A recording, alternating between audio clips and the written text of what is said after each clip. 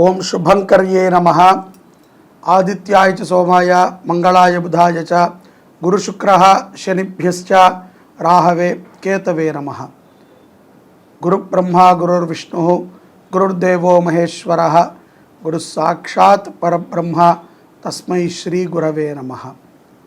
అస్మత్ శ్రీ గురుచరణారవిందాభ్యాం నమః. శ్రీ శ్రీ శ్రీ గణపతి సచ్చిదానంద సద్గురుభ్యో నమో నమః. జూలై మాసంలో కర్కాటక రాశి వారికి గల గోచార ఫలితాలను తెలియచేస్తున్నాము, శ్రద్ధగా ఆలకించండి. జూలై మాసంలో కర్కాటక రాశి వారికి కష్టే ఫలి అన్న విధంగా ఉంటుంది. గోచారం రీత్యా గ్రహములు కొన్ని అనుగ్రహించినప్పటికీ కొన్ని సమస్యలు వ్యాపారస్తులకు కానీ ఉద్యోగస్తులకి కానీ కాళ్ళకి వేస్తే మెడకి వేస్తే కాళ్ళకి అన్న విధంగా ఉంటాయి. చిక్కుముడులలాగా సమస్యలు చుట్టుముట్టి ఉంటాయి. ఈ యొక్క ఒత్తిడి ప్రభావం చేత కొన్ని ఆరోగ్య సమస్యలు కూడా వస్తాయి. వృత్తి ఉద్యోగాల యందు అధికారుల నుంచి కొంత ఒత్తిడి కూడా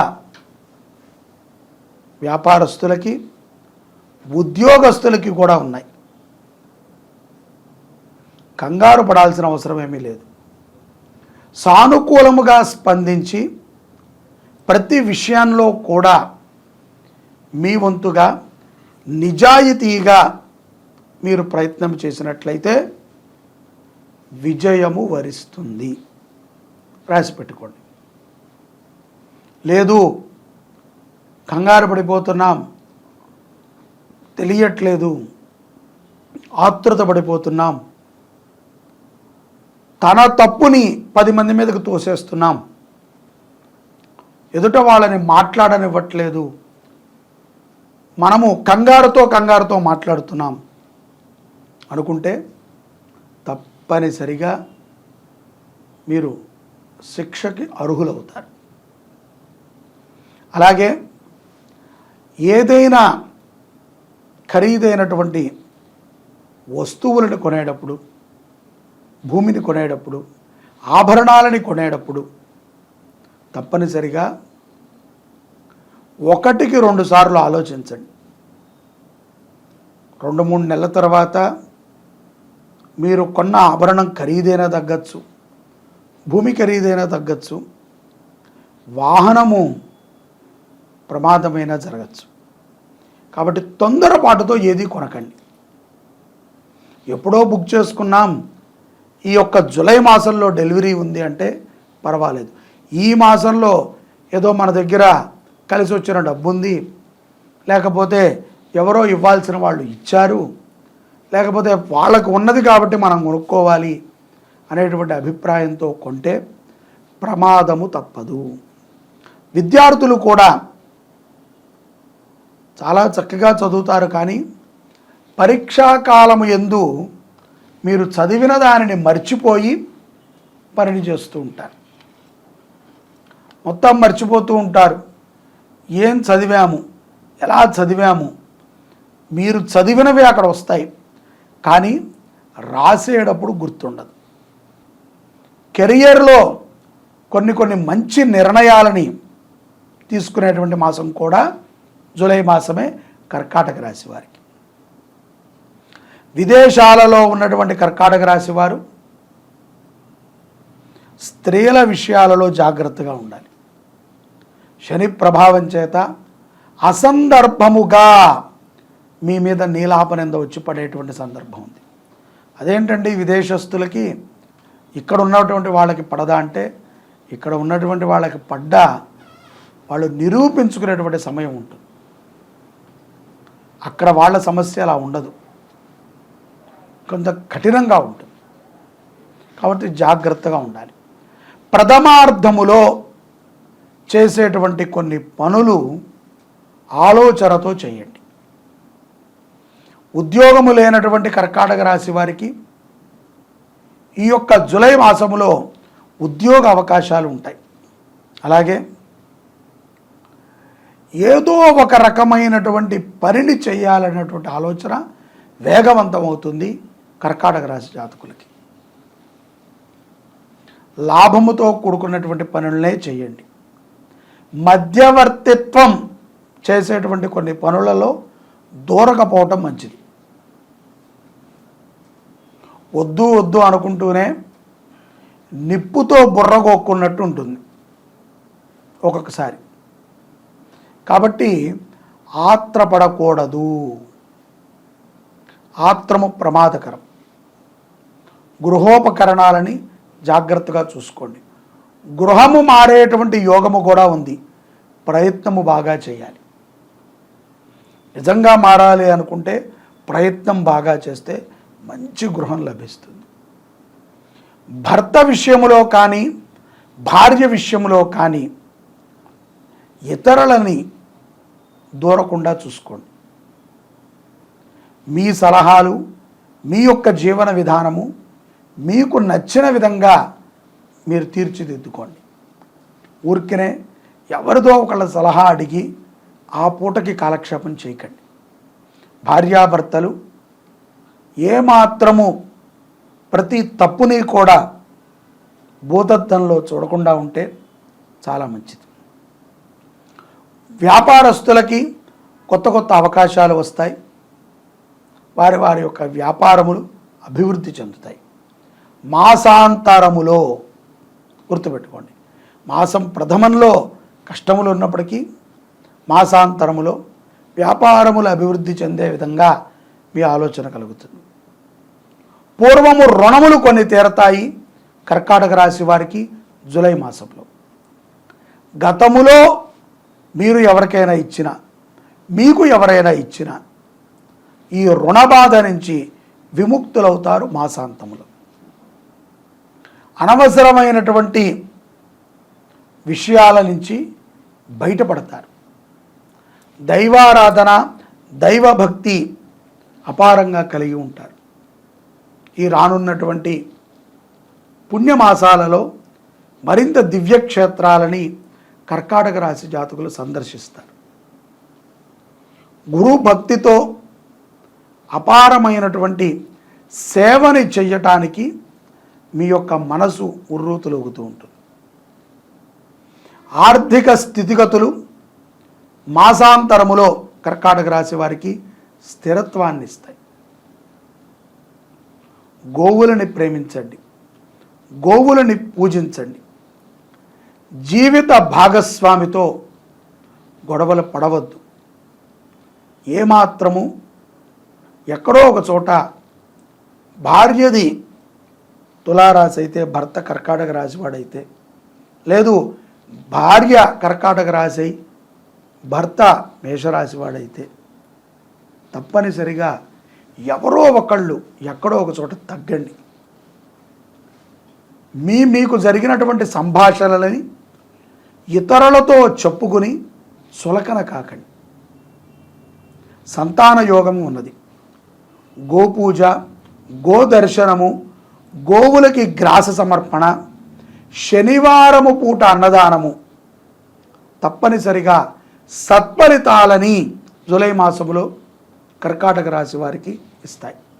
కాబట్టి శనివారము పూట దేవాలయంలో అన్నదానం చేయండి, గోపూజని చేయండి, గోవుని దర్శించండి, గోశాలలో సేవ చేయండి. సర్వే జనాః సుఖినో భవంతు. శ్రీ శుభంకర్యై నమః. ఓం శుభంకర్యే నమః. గురవే సర్వలోకానాం నిధయే భవరోహిణాం నిధయే సర్వ విద్యానాం దక్షిణామూర్తయే నమః. మనము ఈ జగత్తులో దత్తాత్రేయుల వారు చెప్పిన విధంగా ప్రతి ఒక్కరిని కూడా గురువుగా భావించాలి. ఆ గురువుకి ఒక రోజంటూ ఏదైనా ఉంది అంటే అదే ఆషాఢ శుద్ధ పౌర్ణమి, గురు పౌర్ణమి అంటారు.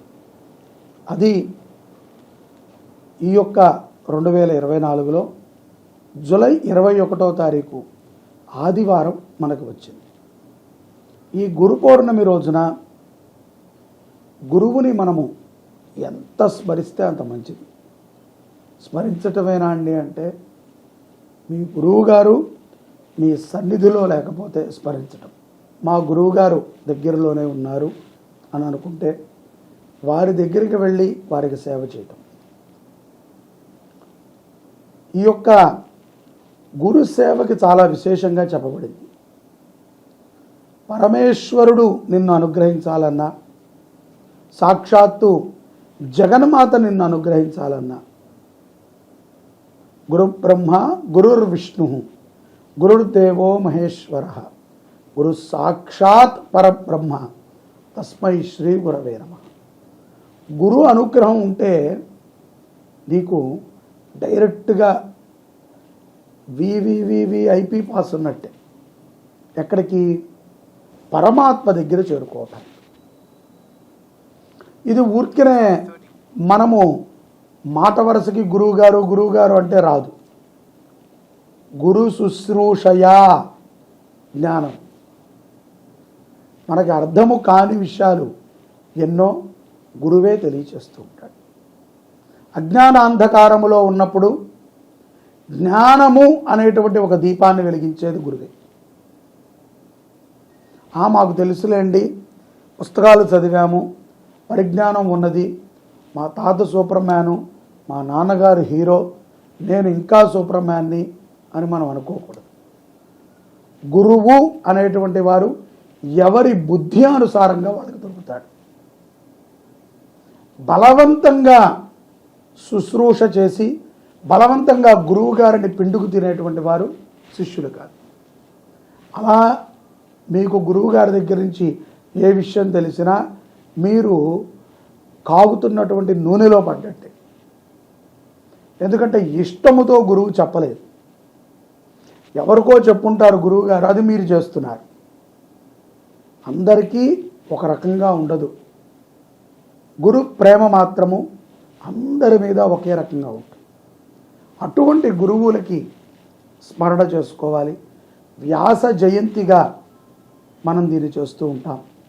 ఈ రోజున వ్యాస పూజ చేయటము, యతీశ్వరులు వారి యొక్క జీవితములో దీనిని పుట్టినరోజుగా చేసుకుంటూ ఉంటారు. యతీశ్వరులకు ఒక జన్మదినోత్సవం అంటారు చూసారా? వాళ్ళు సన్యాసం తీసుకున్నప్పటి నుంచి వాళ్ళు ప్రతి సంవత్సరము పుట్టినట్టు. ఈ వ్యాస పౌర్ణిమ, గురు పౌర్ణిమ నుంచి వారు 4 మాసాల పాటు చాతుర్మాస్య వ్రత దీక్షని చేస్తారు. తద్వారా వారు పరమాత్మకి మరింత సన్నిధికి చేరుకుంటారు. మనము గురు సన్నిధికి ఒక్క అడుగు కూడా చేరలేము. ఎందుకంటే పొద్దున వెళతాం, టకటక ఆయన దర్శనం చేసుకుంటాం, ఆయనకి ఇవ్వాల్సింది అది ఇచ్చి వస్తాం గురువుగారు అని వెళ్ళిపోతాం. శుశ్రూషయ ఇటువంటివి ఈ సందర్భంలో కుదరదు. కాబట్టి ప్రస్తుతం ఉన్నటువంటి కాలమానాల పరిస్థితుల్లో బిజీ లైఫ్లో మనం చేయలేం. కాబట్టి ఆమిత్యము వ్యాస పౌర్ణిమకైనా గురు సన్నిధిలో కాసేపు ఉండాలి. గురు శుశ్రూష చెయ్యాలి. గురువు యొక్క బట్టలు ఉతికిన, గురువు యొక్క సన్నిధిలో ఉన్న, గురువు చదివేటప్పుడు విన్నా, గురువు ధ్యానము చేసేటప్పుడు పక్కన ఉన్నా, గురువు గారు పూజ చేసుకునేటప్పుడు ఉన్నా ఎంతో పుణ్యాన్ని పొందవచ్చు. అదే మనకి జ్ఞానాంధకారాల నుంచి బయటికి తీస్తుంది. అటువంటి రోజు ఏదైనా ఉంది అంటే అది జూలై 21వ తారీఖు ఆదివారము వ్యాస పౌర్ణిమ. ఆ రోజున ప్రతి ఒక్కరూ కూడా మీ గురువులను దర్శించి వారికి పండ్లు, వస్త్రములు, వారికి కావాల్సినటువంటి సామాగ్రిని సమర్పణ చేయండి. ఏదో గురువు గారు అని ఊరికనే పిలవటం కాదు కదా. మనము ఒకళ్ళని గురువుగా ఎంచుకుంటే మనని చీకట్లో నుంచి వెలుతురులోకి తీసుకెళ్తారు. అందరినీ ఎంచుకుంటే తీసుకెళ్ళరు. ఒక్కళ్ళనే గురువు ఉండాలి. ఆ ఒక్క గురువుకి ఎంతమంది గురువులైనా ఉండొచ్చు. దత్తాత్రేయుడు చెప్పాడు అనేక మంది గురువులని. ఆ గురువులు అన్నీ కూడా ఒక గురువు తాటికి వస్తాడు. కాబట్టి గురువుని పూజించే రోజు ఏదైనా ఉంది అంటే అది వ్యాస పౌర్ణిమ. మన కర్మలని కడిగేస్తుంది, మనకి జ్ఞానాన్ని ప్రసాదిస్తుంది. మీరందరూ గురు పౌర్ణమి రోజున మీ గురుదేవులని స్మరణ చేసుకుంటారని భావిస్తున్నాను. జై శుభంకరి.